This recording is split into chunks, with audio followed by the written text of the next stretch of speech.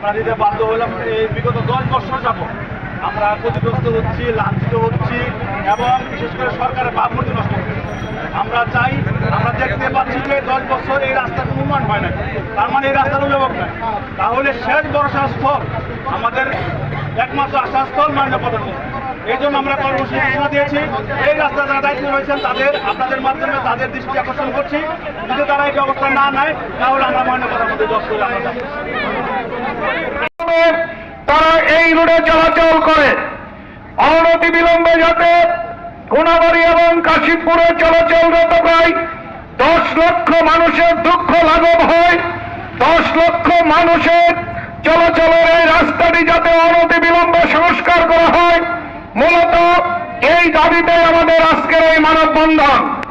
খোলা পানিতে মাছ শিকার করার কোনো সুযোগ নেই।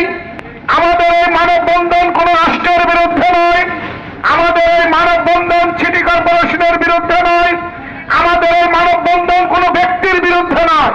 আমাদের মানববন্ধন হচ্ছে কোনাবাড়ি এবং কাশিমপুরের এই রোডটি যাতে দ্রুত সংস্কার করা হয়, যাতে সাধারণ মহানদী শ্রমজীবী খেতে খাওয়া মানুষ, বিভিন্ন মুমূর্ষ রোগী, ডেলিভারির মহিলা এবং সাধারণ মানুষ যাতে নির্বিবাদে, নিরাপদে, সুশৃঙ্খলভাবে এই রোডে চলাচল করতে পারে।